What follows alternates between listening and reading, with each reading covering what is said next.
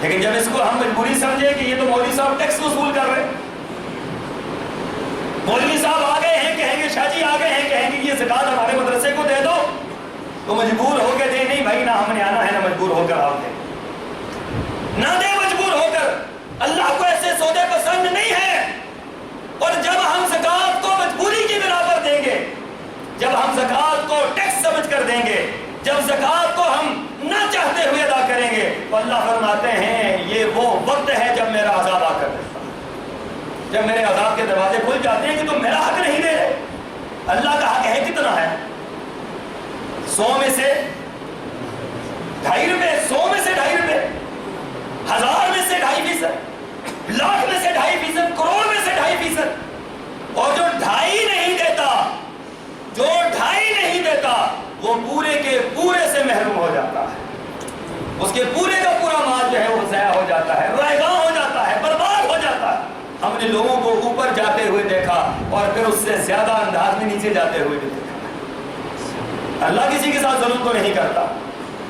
جب ہم زکات دیتے ہوئے، صدقہ دیتے ہوئے، خیرات دیتے ہوئے، جب ہم یہ سمجھے کہ ہم تاوان دے رہے، چٹی دے رہے، ابھی مولوی صاحب مانگیں گے تو ہمیں دینا پڑے گا، اور یہ ہمیں نہ چاہتے ہوئے دے رہے ہیں، تو بڑی معذرت کے ساتھ کہ آپ کرنا چاہتے ہوئے دینا یہ کسی کام کا نہیں۔ اس طرح نماز پڑھتے ہوئے ذوق و شوق سے آنا، ایک وہ نماز ہے جو استاد کے ڈر سے پڑھی جاتی ہے، ایک وہ نماز ہے والدین کے ڈر سے پڑھی جاتی ہے، ایک وہ نماز ہے جو، تو نماز تو وہ قبول ہوگی جو اللہ کے ڈر سے پڑھی جائے۔ ورنہ ہم نے وہاں سعودی عرب کے اندر بھی یہ دیکھا، وہاں پر گورنمنٹ نے قانون بنایا ہوا ہے، تو ہاں جب ہمارے پاکستانی جاتے ہیں تو ان کو تو نماز پڑھنے کا بہت کم عادت ہے، ان کو نماز پڑھتے ہی نہیں۔ ہمارے ہاں میرا تجربہ یہ ہے کہ 95% لوگ بے نمازی ہیں، 95% لوگ، 95% لوگ نماز نہیں پڑھتے۔ آپ یہ تجربہ کر کے اپنے گھر کے اندر دیکھ لیں، محلے کے اندر دیکھ لیں، ارد گرد اپنے رشتے داروں کے اندر تجربہ کر کے دیکھ لیں کہ کتنے فیصد لوگ نمازی ہیں۔ اور وہاں پر انہوں نے 100% نماز کو جاری کیا ہوا ہے۔ اب یہاں سے جب ہمارے لوگ جاتے ہیں، ان کو نماز پڑھنے کی عادت نہیں ہے، تو پھر وہ نماز کے وقت دکانیں تو بند ہو جاتی ہیں، سب کچھ بند ہو جاتا ہے، آپ کدھر جائیں؟ مسجد میں تو جانے کی توفیق نہیں ہوتی، مسجد کی لیٹرینوں میں چلے جائیں، وہاں جا کے چھپ جائیں گے، باتھوں میں جا کے چھپ جائیں گے، ادھر ادھر گلی کوچوں میں جا کر چھپ جائیں گے، جب دکانیں کھلیں گی پھر واپس آ جائیں گے کہ بس آپ معاملہ ہو گیا۔ تو اللہ فرماتے ہیں کیا سمجھتا ہے کہ وہ نہیں دیکھ رہا، وہ تو دیکھ رہا ہے، پولیس والا نہیں دیکھ رہا، شرطا نہیں دیکھ رہا، وہ تو دیکھ رہا ہے۔ لہٰذا جب بھی نیکی کریں تو نیکی کسی کے ڈر کی وجہ سے نہ کریں، اللہ کے ڈر کی وجہ سے کریں، تو نیکی اللہ تعالیٰ کی طرف سے آپ کے لیے خیر کا باعث ہو، اللہ تعالیٰ آپ کو نیکی کا اجر عطا فرمائیں گے، نیکی پر آپ کو مالا مال کر دیں گے۔ لیکن اگر زکات دیتے ہوئے بوجھ محسوس ہو رہا ہے، یہ میں کیا دے رہا ہوں، یہ میں کیوں دے رہا ہوں، یہ تو میرا تھا، میرا کیوں جا رہا ہے، یہ آپ کا نہیں ہے، آپ کا نہ تھا، نہ ہے، نہ ہوگا، یہ اگر آپ نہیں دیتے ہیں تو یہ اللہ آپ ظلم کر رہے ہیں۔ وَفِي أَمْوَالِهِمْ حَقٌّ لِلسَّائِلِ وَالْمَحْرُومِ، آپ کے مال کے اندر اللہ نے ان کا حق رکھ دیا ہے، حق ان کا ہے، آپ کا نہیں ہے، جن کا ہے ان کو بڑے ہی خوبصورت انداز سے، عزت سے، احترام سے ان کو ان کا مال دے دو، تاکہ آپ کا جو مال موجود ہے وہ اللہ تعالیٰ کی طرف سے اس کے اندر خیر و برکت پیدا ہو۔ سامعین محترم، یہ تو سودا ہے کہ نیکی کرتے ہوئے خوش ہو کے نیکی کریں، جمعہ پڑھنے کے لیے آ رہے ہیں، خوش ہو کے آئیں، عید مناتے ہوئے آئیں کہ آج تو ہمارا عید کا دن ہے، پہلے آئیں، خوشبو لگا کر آئیں، بہترین لباس پہن کر آئیں، خوبصورت لباس پہن کر آئیں، ہر طرح سے آراستہ اور پیراستہ ہو کر آئیں۔ کیوں؟ کہ ہم اللہ کے گھر کی طرف جا رہے ہیں، اللہ کی عبادت کرنے کو جا رہے ہیں۔ ہر نماز کی طرف آتے ہوئے آپ کا یہی ذوق و شوق ہونا چاہیے، اللہ کی قسم ہے آپ کا ذوق و شوق ہوگا، اللہ تبارک و تعالیٰ کی طرف سے رحمتوں کی برسات ہو جائے گی، رحمتوں۔ تو حدیث کے الفاظ کیا ہیں؟ وَالزَّکَاةُ مَغْنَمٌ، اور وَتُعَلَّمُ لِغَيْرِ الدِّینِ، اور دین کا علم حاصل کیا جائے گا دنیا کمانے کے لیے۔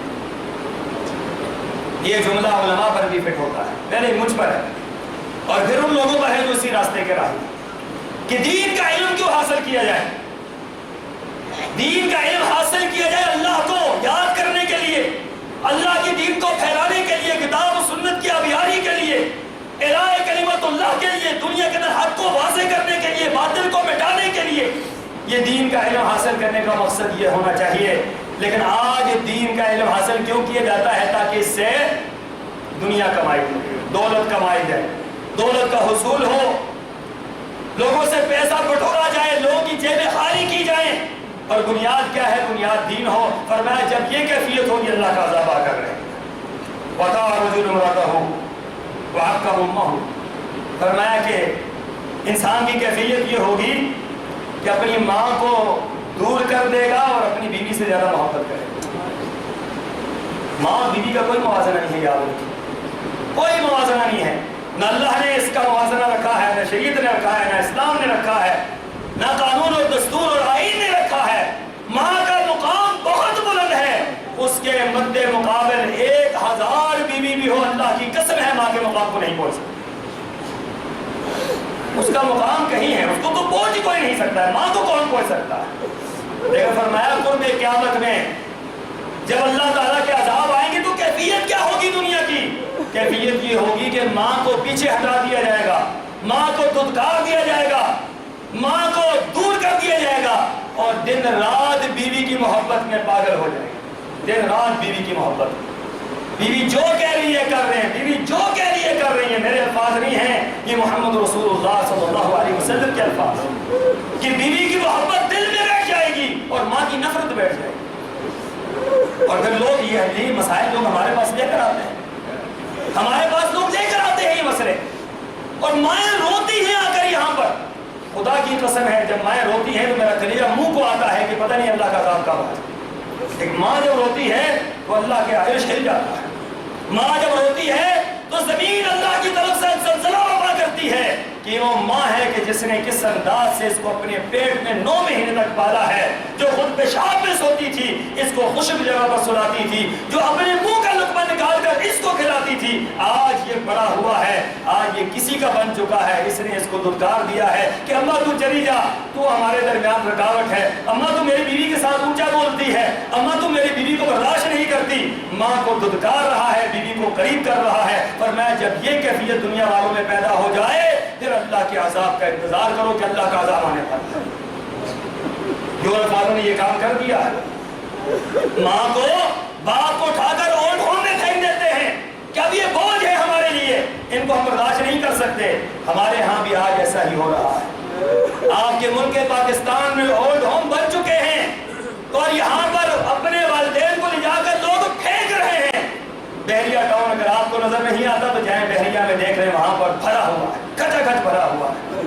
100 سال کا والد ہے، 100 سال کی والدہ ہے، جس نے چھوٹا سا وہ پالا تھا، جتنے چھوٹا سا وہ پالا تھا. میں اللہ کی قسم ہے، میں جب یہ بات کرتا ہوں مجھے نہیں معلوم کہ 2 باتوں میں میرے جذبات بالکل کبھی اپنے قابو میں نہیں رہتے. ایک جب میں سرور کونین صلی اللہ علیہ وسلم کی بات کرتا ہوں تو میرا معاملہ بالکل غیر ہو جاتا ہے. میرے پاس الفاظ نہیں ہوتے کہ میں کن الفاظ سے آپ کی تعریف کروں. لیکن جب والدہ کی بات آتی ہے تو وہی میرے جذبات وہیں پر پہنچ جاتے ہیں کہ مجھے سمجھ نہیں آتی کہ والدہ کی کس انداز میں گفتگو کروں. کیا اس کے انعامات آپ کے سامنے گنوں، کیا اس کے حقوق آپ کے سامنے بیان کروں کہ کوئی موازنہ نہیں ہے کسی کے ساتھ. اسی لیے ہر نعمت کے بدلے کی دعا ہے، ہر نعمت کے بدلے کی دعا ہے کہ یہ نعمت آپ سے چھن گئی ہے، اللہ کو یہ نعمت بدل دے دے. لیکن ماں جیسی نعمت کا نعمت بدل دنیا میں اللہ نے پیدا ہی نہیں. ماں ایسی نعمت ہے جس کا بدل ہی کوئی نہیں، جس کا بدل ہی کوئی نہیں، جس کا متبادل ہے ہی نہیں دنیا کے اندر. اس لیے اللہ نے اتنا اونچا مقام رکھ دیا. وَلَا تَقُلْ لَهُمَا اُفٍّ اُفٍّ. عربی کے اندر لفظ اف سب سے کم معنوں میں استعمال ہوتا ہے. لفظ اف ہائے، یہ کیا ہے؟ لفظ اف کہہ دیا، ہائے کا لفظ کہ ماں جو مرضی ہے کہہ دے، باپ جو مرضی ہے کہہ دے، اس کے سامنے اف تک نہیں کہہ. پوچھے جائے کہ بیوی کو بندہ ہاتھ میں پکڑے اور لے جائے سیر کروانے کے لیے اور بچوں کے ساتھ جو ہے وہ دھوم دھڑکا ہو رہا ہو اور ماں باپ گھروں کے اندر جو ہے بڑے ہوئے ہوں یا ان کے رحم و کرم پر ہوں، نوکر چاکروں کے رحم و کرم پر ہوں کہ نوکر ان کو کھلا رہے ہیں، نوکر ان کو پلا رہے ہیں، نوکر ان کو صاف کر رہے ہیں. اللہ کی قسم ہے اگر یہ کیفیت کہیں پر ہو گئی ہے تو اللہ کا عذاب آئے گا، اللہ کا عذاب آئے گا، اللہ کا عذاب اس کو کوئی نہیں روک سکتا. پھر اللہ کا عذاب آتا ہے جب والدین کے ساتھ یہ ظلم ہو، جب والدہ کی بددعائیں لی جائیں کیا کہتے ہیں اس ماں کے دل پر کیا بیتتی ہوگی کہ جو چھوٹا سا پال کر اتنا بڑا کیا اور آج وہ اگر کوئی اس کو مل گئی ہے تو اس کو لے کر وہ جا رہا. گھر کے اندر جب آتے ہیں تو پہلے سلام کس کو کرنا چاہیے؟ گھر کے اندر لے کر آئے ہیں سامان تو کس کو دینا چاہیے؟ تنہا لے کر آئے ہیں تو کس کے ہاتھ میں رکھنی چاہیے؟ معذرت کے ساتھ کیا یہ کچھ ہو رہا ہے؟ یہ نہیں ہو رہا. کیوں کہ وہ ناراض ہو جائے. وہ ناراض ہو جائے گی, وہ جائے گی تو پھر میں کدھر جاؤں گا؟ نہیں, میں کہتا ہوں ایک چھوڑ کے 1000 بھی چلی جائے کوئی مسئلہ نہیں, ایک اور مل جائے گی. اگر وہ چلی گئی تو اللہ کی قسم کچھ بھی نہیں رہے گا. ماں چلی گئی تو کچھ بھی نہیں ہمارے پر. اس لیے رسول اللہ صلی اللہ علیہ وسلم نے صحابہ کرام سے فرمایا تھا, بڑا عجیب واقعہ, بہت عجیب واقعہ, کہ صحابی کی جان نہیں نکل رہی جان, بڑی پریشانی, کئی دن بیت گئے. مسلم احمد کی روایت ہے, حسن درجے کی روایت ہے. رسول اللہ صلی اللہ علیہ وسلم کو بلایا گیا, آپ نے صلی اللہ علیہ وسلم نے کیفیت دیکھی تو آپ نے فرمایا اس کی ماں زندہ ہے. اس کی ماں زندہ ہے. کہا ماں زندہ ہے. بلایا گیا, ماں سے پوچھا تم اس سے ناراض ہو؟ کہا میں اس سے ناراض ہوں. میں اس سے ناراض ہوں. کیا وجہ ہے؟ کہا بیوی کو مجھ پر ترجیح دیتا, بیوی کو مجھ پر ترجیح دیتا, بیوی کو زیادہ پوچھتا تھا, مجھے پوچھتا ہی نہیں تھا. فرمایا اس کو معاف کر دو, اس کی کیفیت بڑی خطرناک ہے. کہا نہیں معاف کروں گی. تو سرور کونین نے فرمایا اچھا نہیں معاف کرتی تو پھر لکڑیاں کٹھی کی گئی, آگ لگاؤ, آگ لگا دی. فرمایا کہ اس کو اٹھا کے اس کے اندر پھینک. اب وہ ماں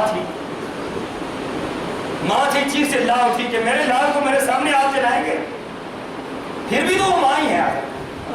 پوری زندگی جس کو ناراض کیا ہے, آخرکار کہتی ہے کہ پھر میرے سامنے میرے لال کو جلائیں گے. کہا یہ آگ تو بہت تھوڑی ہے, جس آگ میں تیرا لال جلے گا تو برداشت نہیں کر سکے.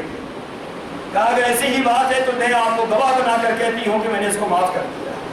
ادھر سے معاف کیا, ادھر سے جان اس کی نکل گئی. سرور کونین نے فرمایا لوگوں خبردار, ماں کا نافرمان جو ماں پر کسی کو ترجیح دیتا ہے اللہ تعالیٰ دنیا کے اندر اس کو عذاب نازل کرتے ہیں. دنیا کے اوپر عذاب آتا ہے, آخرت کے اندر تو آنا ہی آنا ہے, دنیا میں عذاب آتے ہیں. اس لیے سامعین محترم, وہ اعمال جس کی وجہ سے اللہ کا عذاب آتا ہے, زلزلے آتے ہیں, طوفان آتے ہیں, وہ اعمال اس حدیث کے اندر بیان ہوئے ہیں. زندگی رہی تو انشاءاللہ آگے میں اسی کو بیان کروں گا. اللہ مجھے اور آپ کو توفیق عطا فرمائے.